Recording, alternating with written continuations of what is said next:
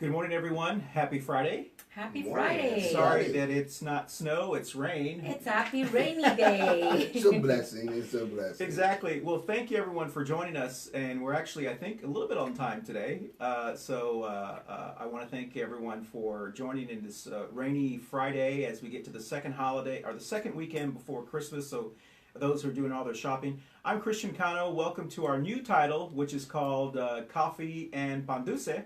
For those who don't know what pan dulce means, it's we all grew up with it, or most of us grew up with it. To me, it means sweet bread, Sweet but I don't bread, know, is that coffee right? and donut, cookies. Is that Sweet kinda- bread. Yeah, Sweet bread, anything sweet that you want to eat. And so, we've got our coffee. You gotta make sure it be sweet though. That's Salud. Salud. Salud. Salud.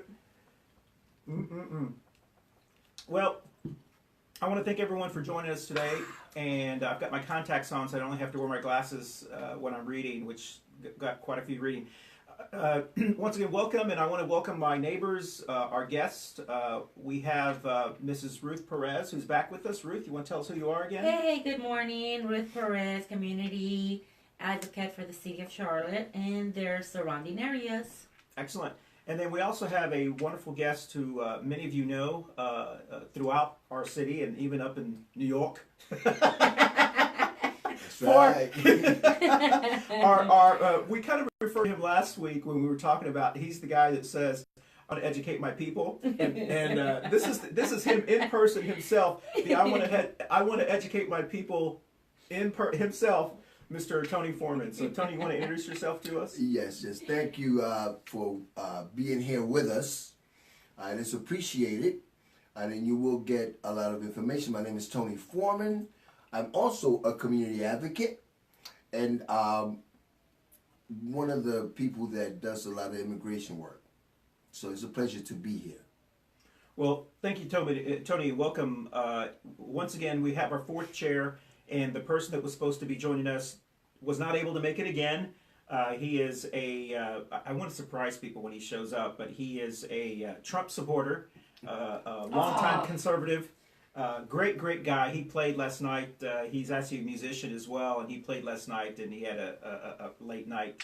So hopefully he'll be able to join us next time, because I want to try to get as many perspectives as possible whenever we talk about this Fair issue. and balanced. Yes. So we're going to jump directly into the topic, because we want to stay on time during this time period. Today's topic we're talking about is the term call to serve, or call to serve others. I really wanted to talk about this because we have so many people who are called to serve in our community, or called to serve others in our community. And this has been highlighted over the last election cycle, where we had many people that were running specifically on their military background, and which I think is a good thing. But I also think that it's important for us to acknowledge the fact that many people in our community, especially our Latinx community, we are called to serve in many ways. Whether you're called to serve as a school teacher for our community, whether you're called to serve as a first responder, a police officer, or a single mom, or as my case, a single dad. My dad was called to serve our country by raising 4 kids. And there's, some people are called to serve in many ways. So I want to talk about that, because I want to hear your perspective, because I know you are familiar with the military and so forth, and many of us we know we have family members and so forth. So that's what I want to talk about. So I want to get, let's start with Ruth. Tell me what call to serve or call to serve other means to you. Wow. Put you on the spot there. Yeah, you sure did. Well, to me, it's a passion that I feel that I was called to serve, and even though I don't really recall it every time I do something, because you shouldn't, but it's a passion that you feel to bring and make a change for the ones that are not able to speak out or sit on a table. Mm-hmm. That's the way I see it. Called to serve, we are all should have that piece of humanity inside our hearts, and you don't have to be a military. Mm-hmm. You definitely don't need to serve the Navy. You definitely don't need to be a preacher or a pastor to serve. You can serve your own block by, when you're walking around, if you see a piece of trash on the floor, pick it up. You can serve by watching your kids, your neighbor's kids, getting on the bus when the parents have to leave early in the morning. There's many ways to serve. So, I mean, we're all, if we love our country, if we love our neighbors, if we love our city, our state, we all should be serving one way or the other. Good. I mean, that's a that's a good explanation for how you feel. Tony, Yes. share with us your. I You want concur calls? with a whole lot of what Ruth has stated. I've been serving for a long time. This is something that was inbred in me. My grandmother, back in the Dominican Republic, we were real poor, and she used to cook, overcook, so that she could feed those families. Sure. And I was amazed by what she did, Mm-hmm. and I always wanted to be like her. You know when they ask you who's your hero? Mm-hmm. My grandma Mm.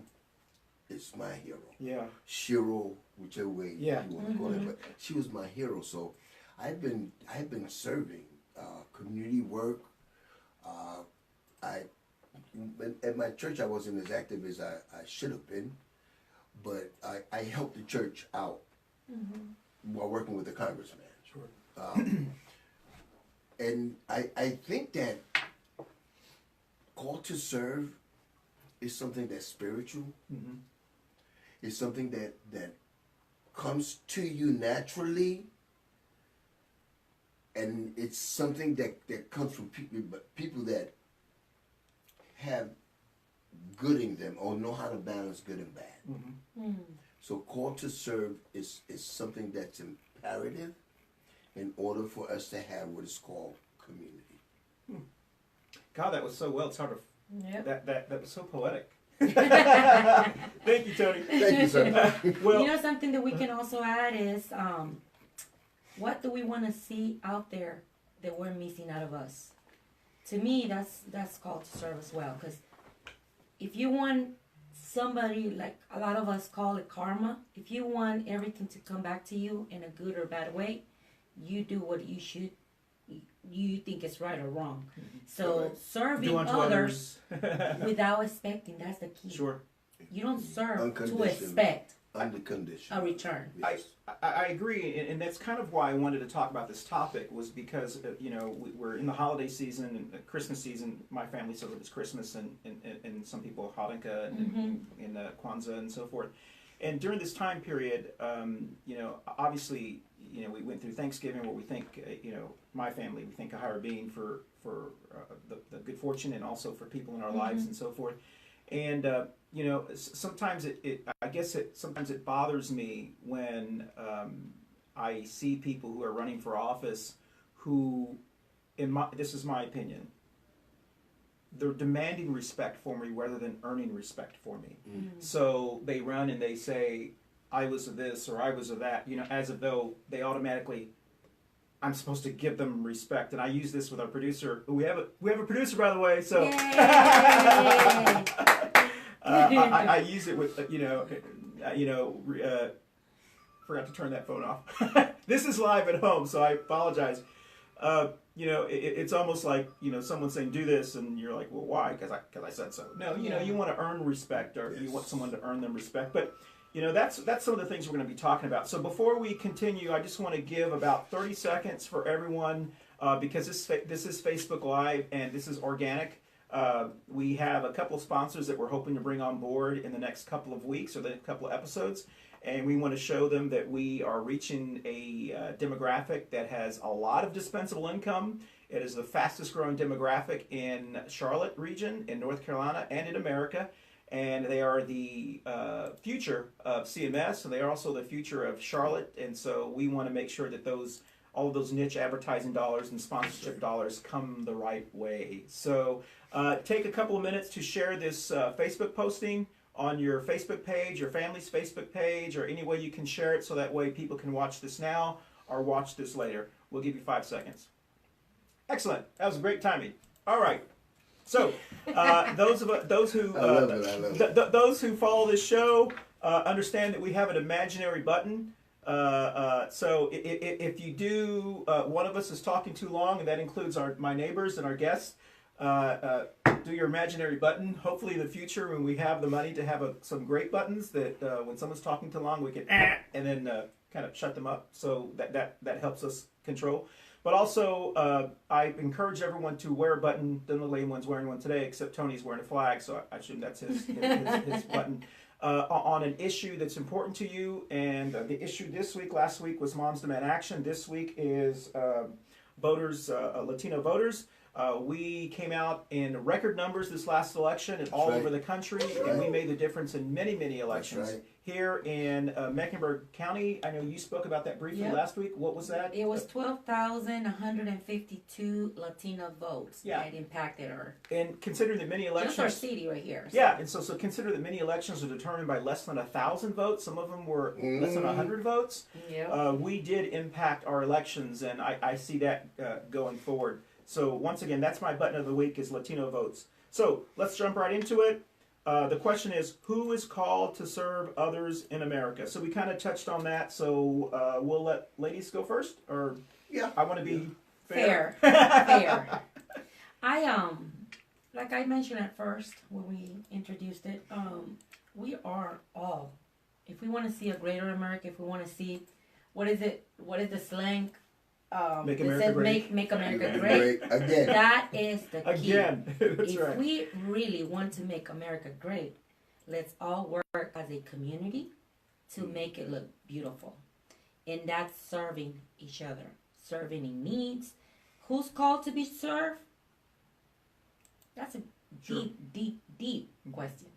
Because sometimes we do forget about the real ones that are out there serving without saying or demanding or letting anybody know that they're actually suffering to make this country better. Just a teacher trying her best or his best to fill that kid's heart with knowledge, putting her time, because they don't get paid good and they still serve. Paying for their own materials. Correct. Nurses, I've learned a lot of medical people. You know what I just learned as well? Some pro bono lawyers for the immigration. They're serving really good in America. And they're suffering their time, their family, everything to serve others.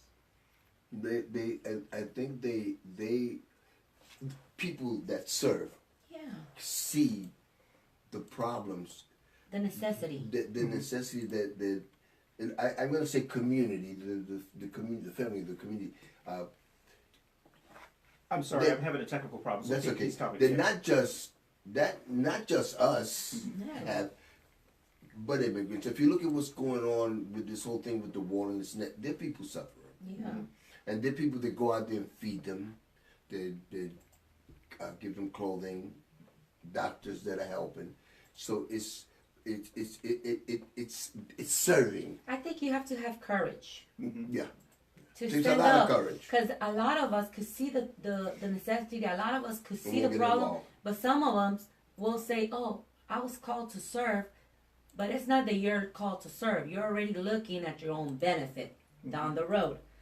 A lot of them are out there saying, "Let me be courageous and make that difference." I see someone's in need. I don't need to call Facebook. I don't need to go into a Snapchat to do what I am called to do in my heart, which is loving and serving others. Yeah, I wanted to go back to something that you stated. Okay. Or the premise of our meeting this morning, which is a very good one. When you spoke about serving and politicians, people that are running or are elected officials, and serving, I find it hard to believe that a lot of people, and I'm a long-time politician, okay? I couldn't tell. Yeah. There's a lot of people, Ruth, that want to go out and run, and we've had this conversation, Ruth. Oh, yeah. We've had this conversation. Oh, yeah. And our producer too. You can't expect to go out there and run, and you haven't done anything in the community that you're saying you're gonna represent. Thank you. Because if you're gonna go out there and say I'm running, and you're running just to be running, Unfortunately, some of those people win. Yes, they. But if you're running just because you're saying that you're running and you haven't done anything in my community, you will not get my vote. Nope. I'm very sorry. Tony, I agree. And those who have followed me and know our conversations. It's just like going to the hospital and the doctor tells you you're getting surgery tomorrow, and you've never heard of that doctor, and just comes and cuts you. I mean, no. We talked about this briefly last week, and that's something that many of those who know me, I talk about all the time. Yeah. And I have gotten a lot of pushback from people who, whenever I and as just as a citizen, as a neighbor, whenever I share the things that concern me, because I did run for office before and lost, and then lost big time in a primary, suddenly my voice is not supposed to count. That suddenly, because I lost, suddenly if I say something that I'm a sore loser or I'm this as well, I still have a voice and I still should be able to say that. In my family, we still have to vote for people. And what I've said before is, the good way and the bad way to run for, everyone has to determine what is the best way for them to run for office. My family would like to see people, and luckily we have the majority of people who run in Charlotte and many big progressive cities. They usually get involved in the community That's before, or they're involved in the community, so they understand the issues of our working class neighbors. And then they make the decision to run because they have created a base and people have seen them and they know who they are. And then we do have people, and it happens every election season, that just pop up out of the woods and then decide to run.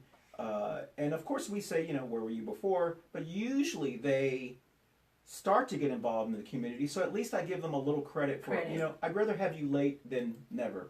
Correct. But we have a couple of people who ran in the last 4 or 5 years that don't even show up to events, don't even do any of that, and yet they expect our families or our communities to support them, and then we don't support them. Sorry. Their followers are like, well, why aren't you, supporting? Well, because my family has maybe higher standards than your family does. I that's just kind of how I think it inside of me. But no, that's very important that you say that, because at the end of the day, these people are applying for a job, and why do I want someone to represent my family who hasn't practiced for that job or has the experience that our community needs? Well, that's what I was going to mention. Doesn't even know how everybody gets along, who's what, who does what. Doesn't even know where the primary church, where the community gathers at. How can you come and just say, okay, I demand a vote. I want you to vote for me, if you don't know no one. Because it's politics as usual. Yeah. That needs to be switched. Yeah. Well, my And that's my our fault. experience, my experience has been that those individuals look at politics as politics instead of looking at politics as a call to serve. Yeah, we need, and we You the understand what I'm people, saying? Exactly, we yeah. the people have to change that. Yeah. We the people have to come We up have to and demand it. and demand. If you're gonna come before us, this is what we want to know from you. Sure. And make them accountable of what they have not done. How can you come and you want my vote if you haven't even shake my hand? Well, I agree. I agree with that. I think, and I add another thing to it. We need to demand that, but we need to demand it of everyone who runs for office. Everyone, Of course, Not of just course. a select few and then let the other people pass because they've raised a lot of money or whatever.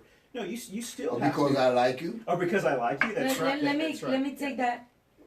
Take you a little bit further in, and let me use Tony's phrase. Sure. Our people need to be educated. That's we what need we're to here. educate. We need to educate our people Yeah. because And that's correct.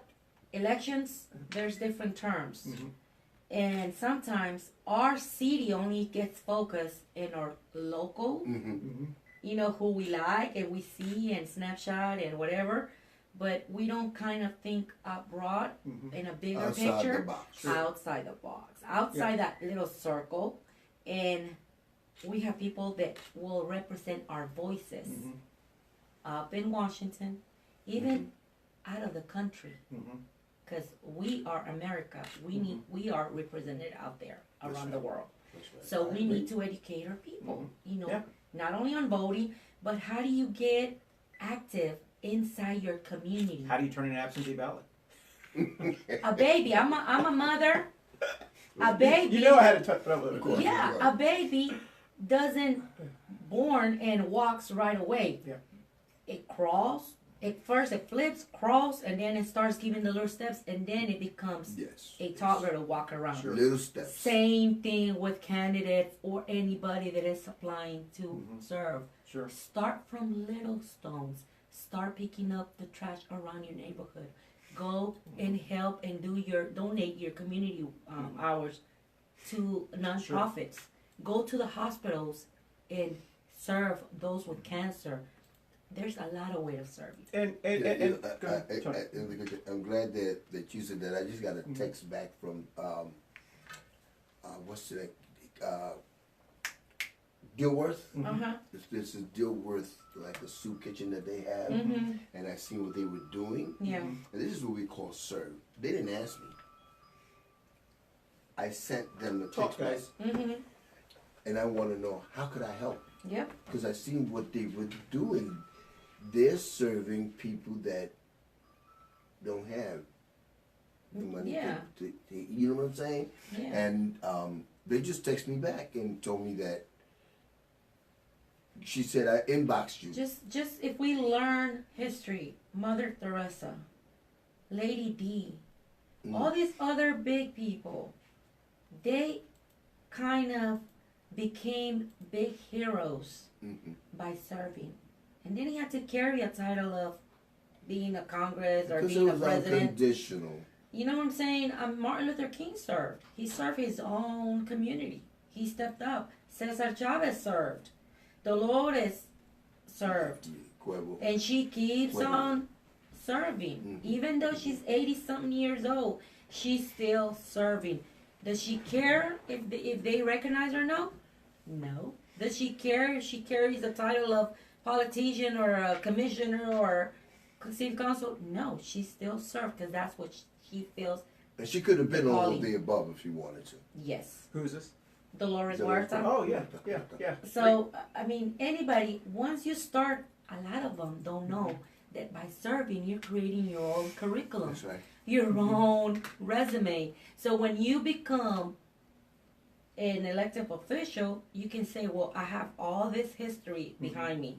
And there's my community that can testify that I've done this. Or as many of us say, you know, now you have street credit, or now you have, you know, you have the experience, you know. And our people shouldn't care about the diplomas or where did you go, if you went to college, Harvard, whatever. They should care of who's gonna serve me, who's gonna be my voice. Oh yeah, this person was doing this, went and fed elders, went to nurseries, went to the cancer centers. That's what we want to see. Ruth, I'm glad you said that, because that's one of the things that I have been talking about since for several years now. Is one of the reason I ran the first time, and many people run, is because we wanted to show people that civil service or public service or being engaged in our community is not just for a select few. You don't have to come from a certain family or to run for Right. office.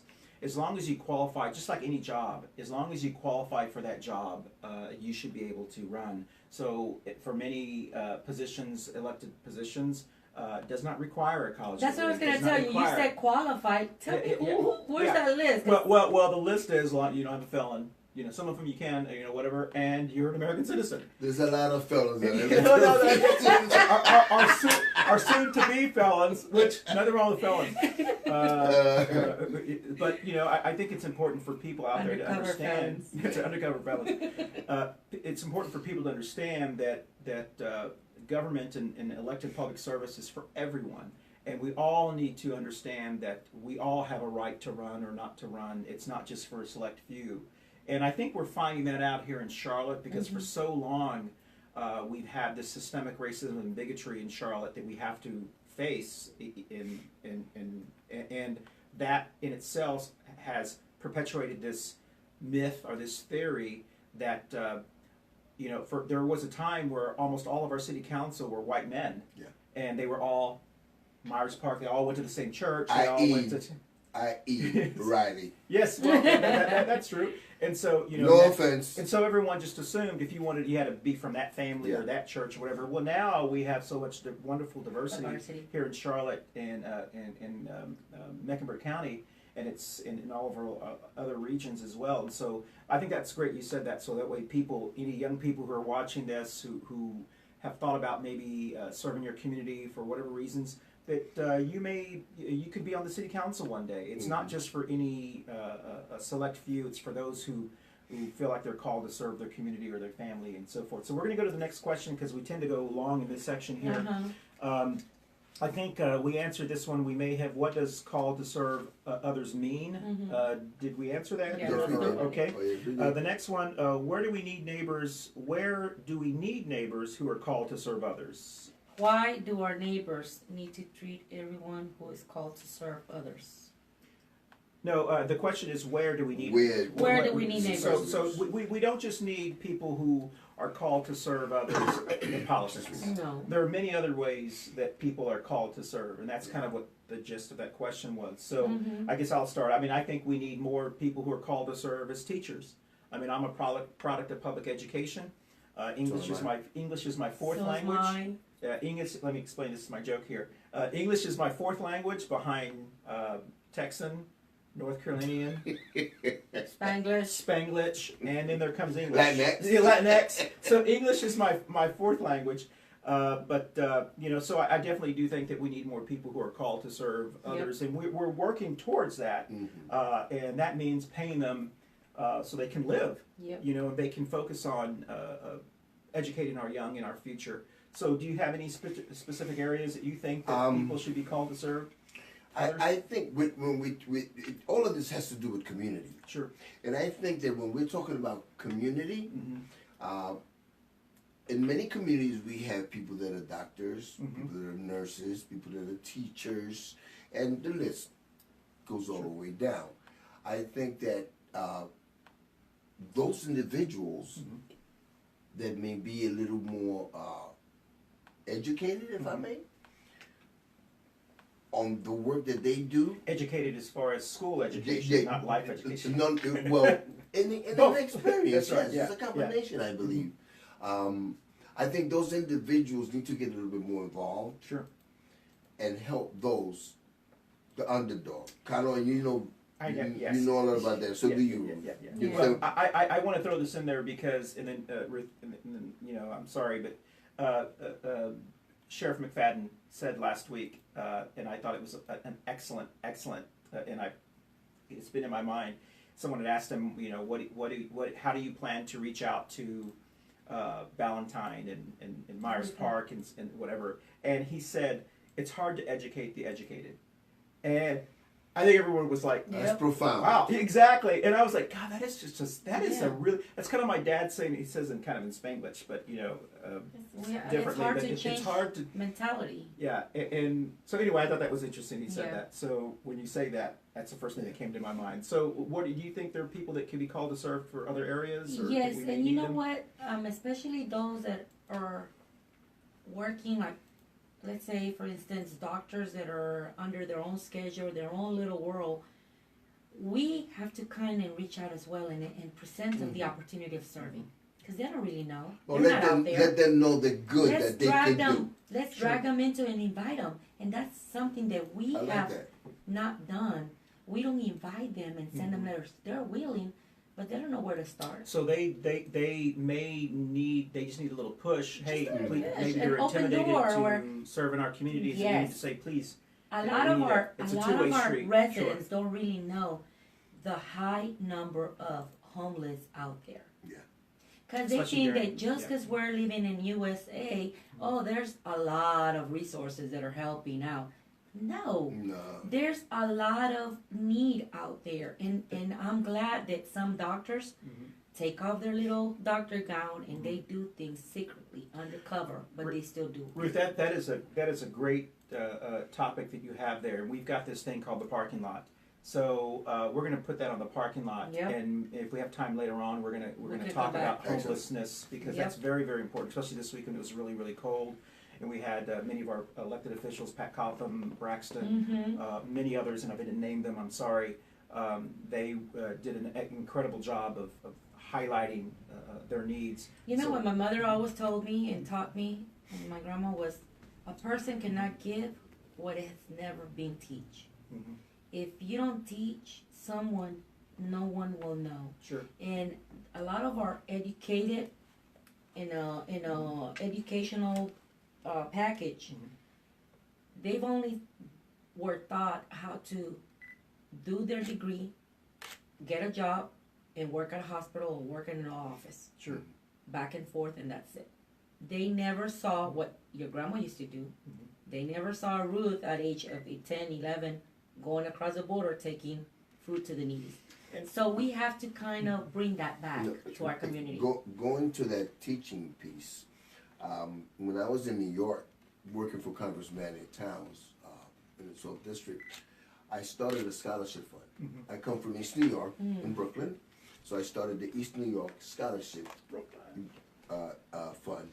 You could Google Tony Foreman, Anthony Foreman, and you will see what I've done. I gotta But Google anyway, that. That's right. Let's do that. Fact anyway, check it. our first recipient of the scholarship fund, this was our model. Mhm. She's a doctor today.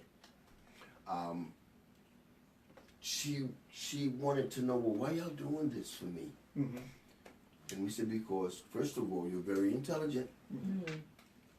Your principal and your teacher and your counselor told you to come and see, to go to the congressman's office, that the congressman's office would be very helpful. Mm-hmm. And that's how the scholarship fund came about. Yeah. Excellent. She's a doctor today, but guess still, and our thing was, we only ask one thing of you. Mhm. Keep up. When you become a professional, pass it forward. Yeah. Bring Sure. another child So you bring it back to along. the Yeah. get back to the community. That's that your they only gave to charge. you. When it comes to your That's- education, and the money will take care of that. Yes, and I think we need to also be fair in our community and many other communities. Not only are we consistently trying to ask people to be called to serve out in the community, but we need to not forget to acknowledge those who are doing it, and like you said, Currently, like yes. that are currently doing it. Because I think a lot of times what happens, and it's not unique to us or unique to any community, it's not even unique in the professional world that we all come from, that sometimes we spend so much of our effort and our energy on those who are trying to push up, and we I forget like about that. those who are there already. And that's part of ego. that. And That's well, part of ego, because we Yes. allow them to be more ego, because sometimes we're afraid of asking, let's say, a high class cardio Sure. doctor Yeah. Mhm. to come out and do something. Well, We're embarrassed because we see them so high, and and we allow him to grow a higher Sure. ego. Well, I understand what you're saying. I think what I'm saying is that we need to remind ourselves to put as much energy, and I've always tried to do this in my professional life, where I had a challenging employee or had a Yes. challenging whatever, and they're in your office all the time, and you're giving them coaching and counseling or teaching moments or whatever. And then I found myself giving them so much of my time and energy and completely forgetting about my employees that were doing a great job. Yeah. And then they end up getting their morale, Shattered. yeah, because they're like, well, you're spending so much time on that person, you're not. And so I always have to try to balance myself, and I think we all try to. Not only are we trying to help someone and move them forward, but also acknowledge the people that are doing good, Yeah. because those are the people that, first of all, they don't take a lot of our efforts. They're the ones that are doing well, and so. And the reason I say that is because we have so many elected public officials out there that are doing fantastic jobs, and we don't mention them enough. I can think of 5 just here in Charlotte and Mecklenburg County, and I know we all can, who have been serving for a long time, not only in our communities as well, organizations like Minister Mack at NAACP, Hector with Action NC, Robert with Action NC, Jessica. They all do an incredible job, and sometimes we just don't pat them on the back enough. I mean, all organizations have like rewards we give to people for thank you. Yeah. But that's once a an year. organization, Yeah. not as a community. Exactly. Yeah. And the Yeah. community has to kind of focus take away that focus on the big leaders Yes. and turn it around to the ones that are really serving. In that, yeah, I agree. And so, You got a pen? I got So a I got a pen. suggestion. okay, So I got a suggestion. All right. Turn that over. uh-huh. Here. What you need? Oh, here, you right there. Yeah, I got a, All right. I got a paper. And I want our listeners out there to pay attention to this, because once I make it public, Mm-hmm. we can't go back on it. Okay. It has to be done. Okay? So I'm going to put Mr. Cotto and Miss Ruth and our producer to the challenge. Okay. And that's, we're going to start Mm-hmm. the Coffee and Pan Dulce Community Awards for the underdog. Oh, wow. Excellent. And we're going to pick, Okay, and then we'll present the honorees here. good. And I think So we should. that's going to be our award, and that's- we're going to do it at Camino. Okay. Well, Ruth will take care of that, and you and I will identify. sure. Okay. Okay. So our listeners out there, Our producer, viewers, edit, our edit. producer, this is what Community is about, yeah. That's right. All right. Well, thank you, Tony. Thank you for thank you for committing us to not that- committing us, challenging that us. challenge. There you That's go. right. Okay. Well, we're thank you for that. That's good. And you know that's a great idea. And I'm gonna do a poll, everyone. I'm Yeah. gonna do a poll, and y'all let me know if that's a good idea or not. All right? Okay. Because we want That's right. all our That's right. community That's to right. be in the same. That's We right. want y'all to participate as well and be part of this. Look for it on Facebook. All right. Well, thank you very much. And we got about 4 more minutes for the segment. And the last question I think I'm going to ask is, why do our neighbors need to treat everyone who is called to serve others equally? Well, I think I hope I touched on that, or at least in my Yeah, my we view, touched it. how I touched on that when we first started off, is that we need to work towards treating everyone who's called to serve, whatever they're called to serve others, to do equally. So that way, I think everyone feels comfortable when they internally are called to serve, let's say as a police officer. And here in Charlotte, which we need a more diverse police force here in Charlotte. And so if there's anyone correct. young out there, or whatever age you are, who are interested in calling to serve your community as a law enforcement or a peace officer, as I like to use, go after that dream and go after it. I know Chief Putney is We have great opportunities is in there. eagerly looking for Latinx people to join the force, Yeah. to bring more diversity. And so, that's You- why I think we need to treat You people. can start with their. They have a program that's called the Police Explorers Academy, for the the youngsters. Explorer. The If you're a Explorers. high schooler, Do they still have the Ride Around program? My, I'm not sure if they. Yeah, My- they do. yeah. They do. both of Excellent. my kids did the Explorer. Sure. That was a great idea, Yeah. great experience. Excellent. So, So, yeah. do you guys want to add anything to that before we go to our next segment? Because we're To me, it's gonna sound a little bit, I don't know, probably out of place, but let me tell you, Not on this this is show. what I've learned.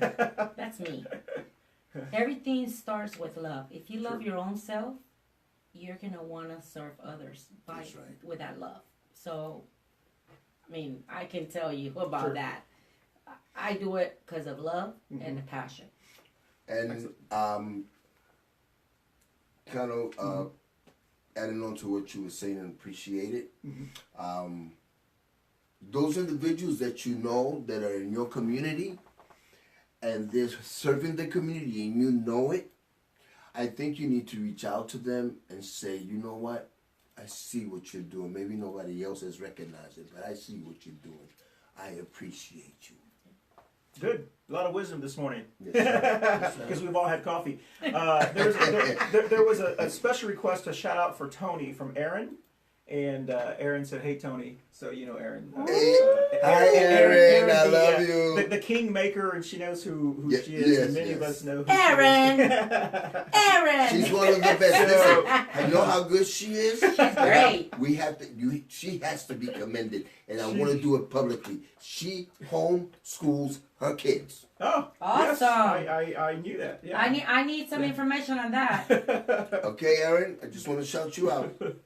Well, thank you for answering, helping us answer those questions. I hope that has helped educate or give people out there who are watching this today or also watching it later on, because we have a lot more people who end up watching this later on, as we know from our last show.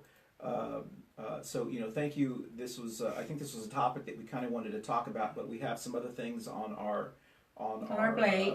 on our plate List, that yep. we want to go to next. So the next segment I want to talk about is answering a social media question that was asked of me actually this week. And one of the things that I want to kind of do that on a weekly basis if I can, and not to call anyone out, but just to give a better explanation. There was a question that was asked of me this week on why I did not support as a candidate Nancy Pelosi when I was running in our primary, but then also why I'm supporting her now.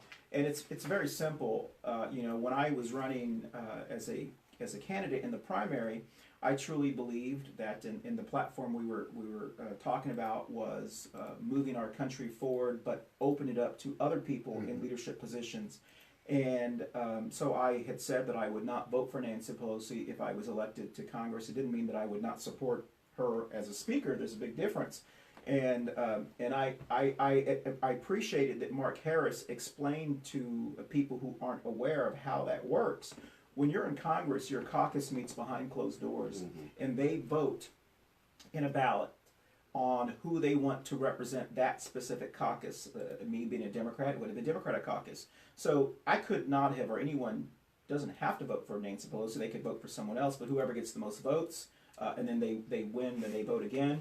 And then that name is the one that's nominated in all of Congress to be Speaker of the House. So, yeah, I could not have voted for Nancy Pelosi in the caucus, but I surely would have voted for whoever won as a Democrat to be Speaker of the House.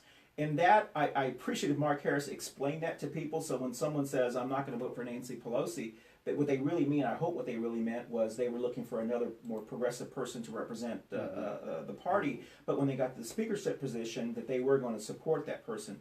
And so, yes, it was true that I said I would not support Nancy Pelosi, but I'm not going to vote for someone who is against, the values of my family. And I think the reason this is important is because we have seen over the last 2 weeks where progressive people, the young lady out of New York is now supporting Nancy Pelosi. Alexandra. Yeah, and other people are supporting Pelosi. And I'm going to say this. Well, she didn't support her during her campaign. No, but then what she said was, I'm going to vote for her because. What's the other option? Yep. The people who were against Nancy Pelosi, and they weren't really progressive. They were more concerned. They're from the Seth Moulton kind of group that they don't want Nancy Pelosi, not because she's not progressive enough. They don't want Nancy Pelosi because they just want to take over. And they tend to be white male. And that they were kind of using progressives to kind of help them with their argument. They try to pit one against the other. Exactly. And you have to be astute yes. as to what's going on. But I'm going to tell you another thing. Politically speaking, when you're talking about politics, there's a lot of dynamics. Yes, there's a lot of dynamics that go into it. So, what was going on with Pelosi? Sure. And then what happened after? Yeah. It was the temperament of the time. Yeah, exactly. Yeah. But that's one of the things that I continue to be. I don't want to say the word amused, but I tend to be confused. It's almost as though, and I, since I'm not on any ballots, and things have changed over the last week with me in my own party. I think I can freely say this. I don't understand why. And I don't speak for everyone, but I can speak for myself and what I've observed.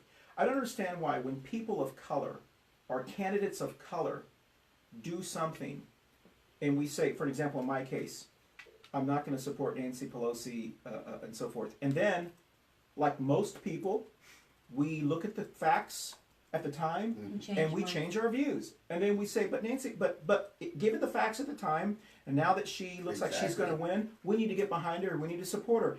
And then you get this pushback from other people, as if though people of color don't have the ability to logically think like other people. But when other people do it, they think, it's acceptable. It's acceptable. When we do it, well, how come you, this is, well, I mean, we do that on a daily basis. Heck, today I'm supporting the Dallas Cowboys Because I we love have them. that, we, the people of color, have that sixth sense. Yes. We Yeah, have that but, extra but, feeling. But when you, I mean, we're up for, in like, full I disclosure, mean, everyone myself, does. I still will not Sure. support her as Yeah. well. Even though she might do good Sure. things, I'm afraid she might fail me. Well, She might fail her people. that's, At the time got of another power. take on Yeah. that, and mine has Good. to do with experience. sure, yeah. The fact that we now have the House Sure. of Representatives, Mhm. and we got a battle, una batalla Sure. in front of us. Yep. We need We need somebody someone like with Pelosi experience. right now that knows i.e., Sure, what happened in the White House. sure. Yeah. Which Yeah. was wonderful. And that's really kind of Yeah.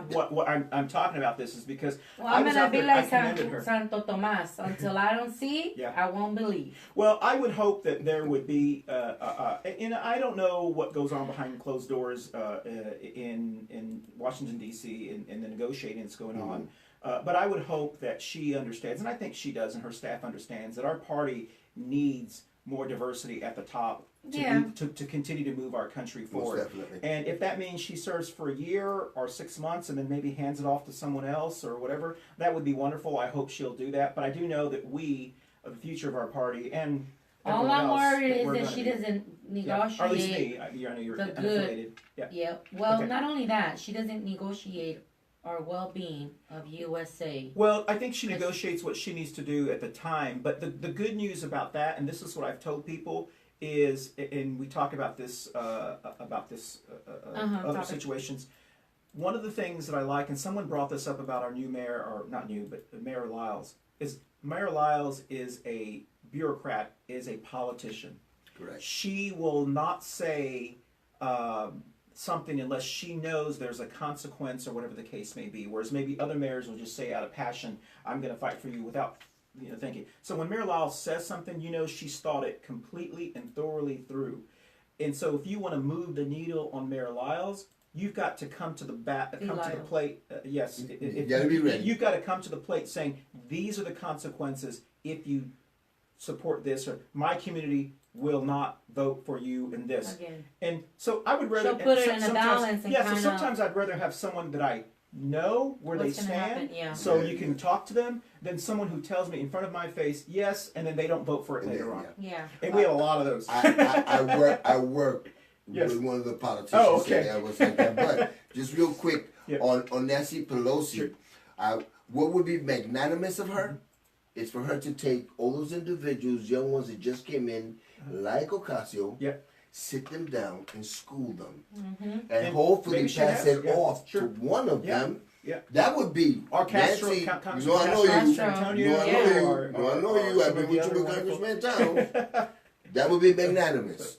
I hope somebody could pass it on to her. Oh well, that's a great That's a idea. great idea. I'm sure they will. And so we're going to go to our Constitution quote of the week. I would like to read from you for those who everyone knows that I passed these out, the copy of the Constitution. If you'd like one, and you see me, just ask for one. I'd like to talk about an American Constitution Amendment 1. Congress shall make no law respecting an establishment of religion, of prohibiting the free exercise thereof, or abridging the freedom of speech, or it's In Spanish is different. yeah, it is. Should be 20 probably. right there.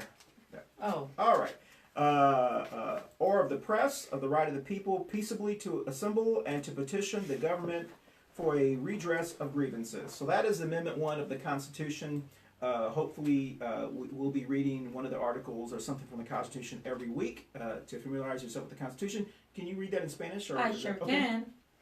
La enmienda número 1 del libro de la Constitución de los Estados Unidos, el Congreso no abogará ninguna ley relativa al establecimiento de ninguna religión, ni que prohíba su libre práctica, ni que limite la libertad de expresión ni de prensa, ni el derecho del pueblo a reunirse pacíficamente, ni el derecho a pedir al gobierno la representación de agravios. So basically, for those who know this and those of us who are really push the importance of civics classes and civics lessons in America, that gave us everyone here the right to freedom of religion, freedom from religion, freedom of the press, freedom of speech. To a certain extent, I think the courts have determined that freedom of speech is protected unless you cry fire in a place or something like that. So that's our Constitution one for the day. So we're running short on time. We're going to go ahead and cut to our segment, our fourth segment. Okay. Here, let's see. Yeah. Okay. And So, but wait. Yeah. Before we cut, Christian, let me ask you a question. sure. All right. Is Christian running for 2020? Sorry. And why are you laughing? Well, I was asked. Well, that not many times. 2019. Hello. I mean, are you planning to run if we do the re-election again? Well, I think it's not a 9% chance that we are having a new election. You're talking about the 9th congressional Yes. district. Yeah, that's a great question. I was asked that last night, and I've been asked that all week long. I was on the phone with a reporter yesterday out of Raleigh. And what I have said all along is that if there are people that can represent my family in the democratic values or the values that are important to my family, I'm going to support them. I did that in 2018. I was out there asking for more diversity in our race, for women, for people of color, from people in our rural areas. And I said if they step up to the plate, I'm going to support them. Unfortunately, they did not, so that's why I ran in the primary. I'm 99.9% positive that I'm not going to be running in this with this special They do election. a new one? If they do a new election, I think that people spoke during my primary, but I do think that it is important when we do have this new election and everything is opened up. It is that everyone feel comfortable with if they make the decision to run. Yes. I hope that, and I know of two people from our region who are considering running in the primary, in the Democratic primary. It is an open, we want open, fair elections, and we need women, we need people of color. I want to see people out in the rural areas, from Anson County to Cumberland County, even maybe someone in Bladen County with all of this going on in Yeah. Robinson County, who would run in the primary, because we know the more people, the more diversity that we bring out to vote, the better it is for democracy. I agree. And so I will hope to support one of them. I am considering still running in 2020, which we have said all along, because we'll have a whole new district.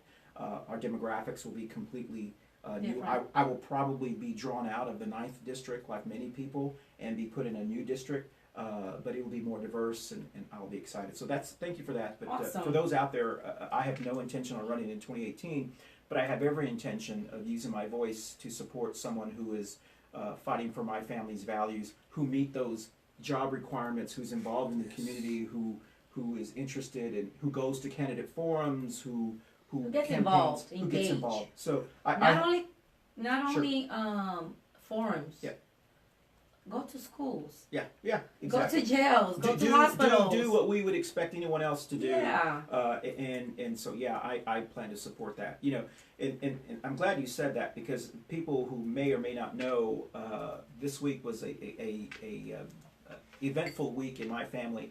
I had a council of review, now that I can speak openly about it, meeting with the North Carolina Democratic Party, and the allegation that I was accused of was, the official allegation was because I had endorsed Jeff Scott, and as a member of a North Carolina Democratic Party state executive team, there are rules that say that you have to only endorse people who are Democrats. Democrats. Of course, my argument was, and I've always said that, no, everyone who knows me, I didn't consider the candidate that was the nominee a real Democrat, not only in the past, but every commercial I've seen, every email I've gotten, there's never been the words, I'm proud to be a Democrat, or this person has never even supported Democrats, never helped us fight voter suppression, never helped any of our That Democratic mayors. Democrat was giving out money to We're not Republicans. supposed to use names. Yes, not that Democrat. using- That's right. Okay, I that's said right. that I'm sorry. I Democrat. understood. Yes, and so Why wasn't he So, calling are we a saying that he review? was an opportunist?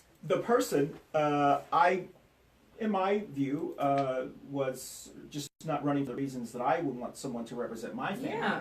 And then when that person lost, they completely disappeared, didn't ask for recount. and then until sudden. until now, is so concerned. And so the Council of Review of the Democratic Party voted unanimously, and I understand why. I am no longer a member of the State Executive Committee, which is a volunteer position. I'm sorry that they don't want my volunteerism anymore. But also, I cannot hold a position within the Democratic Party at the local level, precinct level, state level for one election cycle, which is until we get elected in 19, which I only have like a month and a half left on my term. But the people that were that is very sad. But that's anyway, it is what it is. It doesn't define who I am. What I've said is I need a title. no, it doesn't to define fight for you, but it does represent, and it represents Yeah. that party, and Well- it's shameless. Well, there were people. Full disclosure, there were people on the council review came up to me and said, "I'm sorry that we had to do this, but there are rules, and I understand that. I think it was petty, in a volunteer position, but it is what it is." But to me, the most important thing that I wanted to highlight was the accusation that was upgraded, so to speak, during the hearing was that I personally, myself, caused this person to lose the election.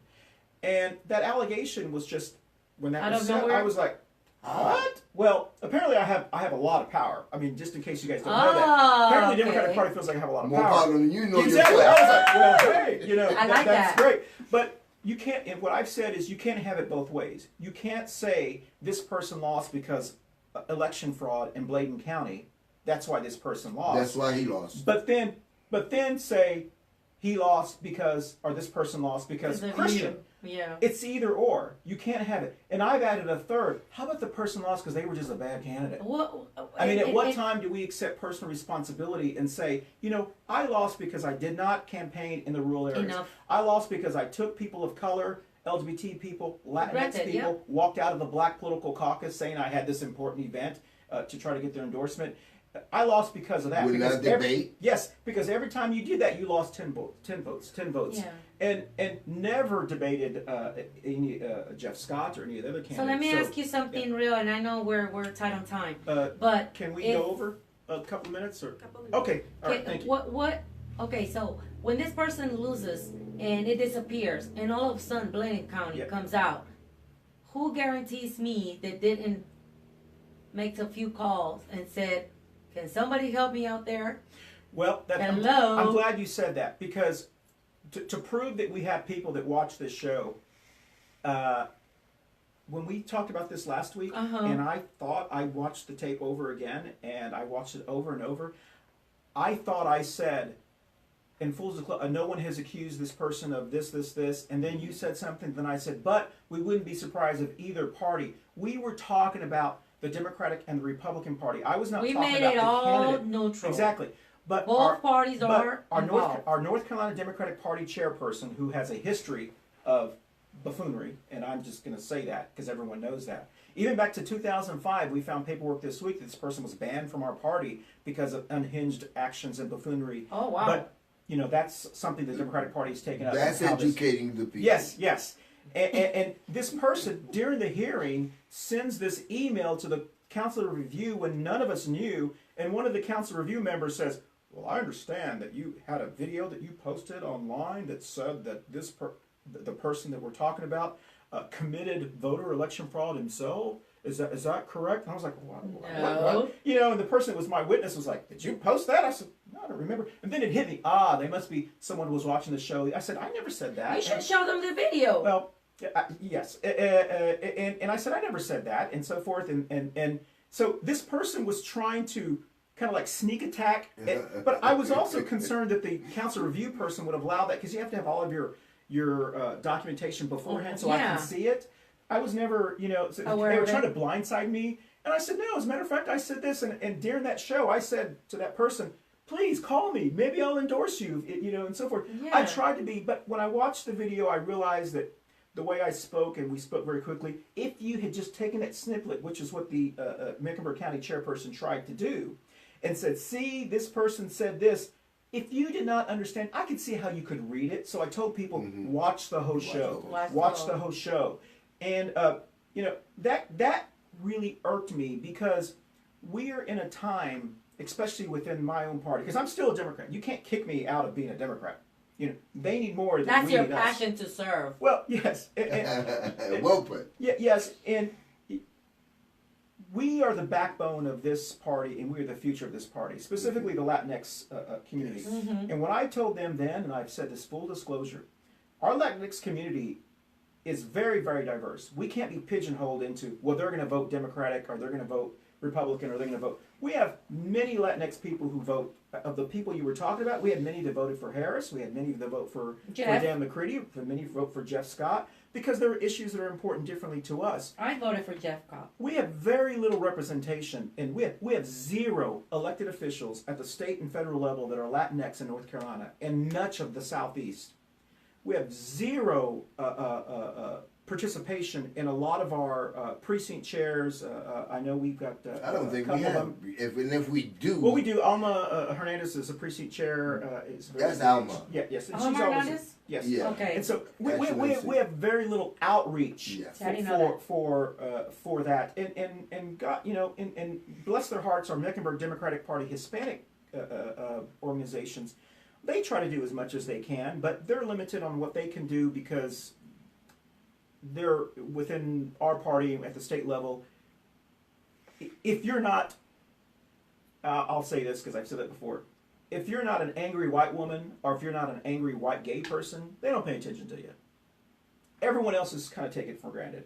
In our party, how you want to get things done, it has to be an angry white woman issue or an angry gay person issue. If it's immigration, if it's ICE or 287G, you've got to fight to get And their we attention. demand well, equality. we gotta get some angry Hispanics. Some Well, angry And Latinx. we I'm sad that demand we equality. have to do that. Yeah. Well, I mean, our so, party, it's really, that's going to be another Yeah. step, not Well, stop. well, anyway, so Your party, not mine. I'm still going to continue to do what I can to support progressive candidates. I'm going to continue to focus on people of color and marginalized people. It doesn't prevent what I'm doing. It allows me to speak a little bit more freely because now there's not this threat that I'm going to be taken off the state executive committee now because they've already taken me off.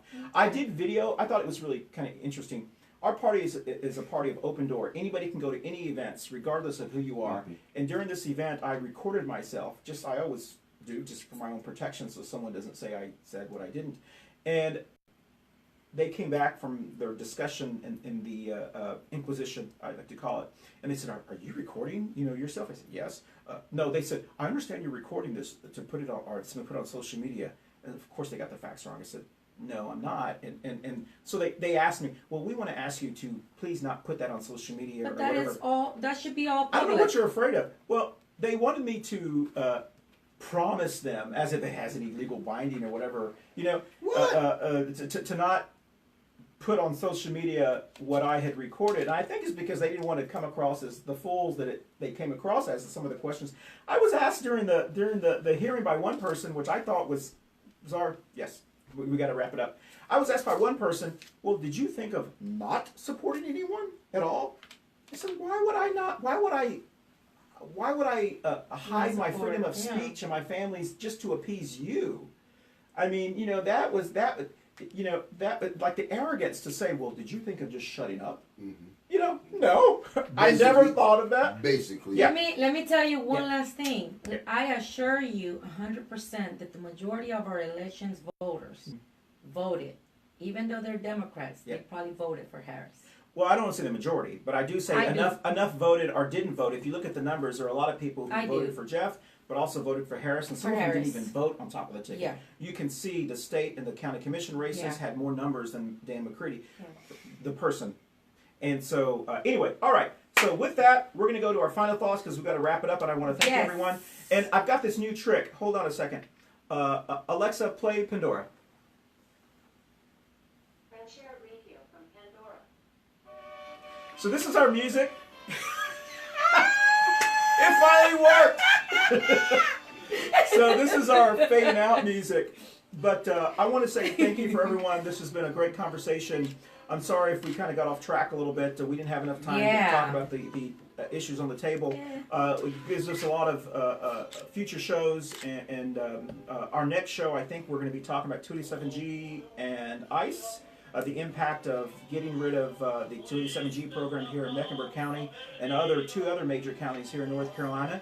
And so I want to thank everyone. Enjoy your Friday. This rainy Friday. It's going to rain all weekend long. I hope the Panthers can pick it up a little bit so they can make the wild card. Continue to go Cowboys. And any last quick words? Is Yes, this I my have Dallas Cowboy? No, this is. It looks like these it. are my Turbo Look, mats. it looks This like the is, star. This is just stuff I have. Just not the colors. I have one last thing to say, Okay. and I leave it on that. Yeah. Tony Foreman Yes. will always support Christian Cano. Oh, thank you. You know And I will why? support you, brother. The reason why he gets beat up, because he speaks truth to power. He don't, it's the regular rhetoric is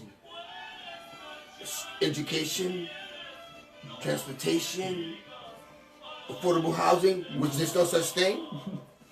So Cano talks about what affects us. Thank you so Well, much. thank you. Thank you, Cano. But I only did because the people that are around me and my family as well. So thank you very much. Join us next time. We'll name the time and the topics. Hopefully the next three over the weekend. Yeah. But enjoy your day. Hasta luego. And send us Hasta la questions, vista. feedbacks, And that's it. That's right.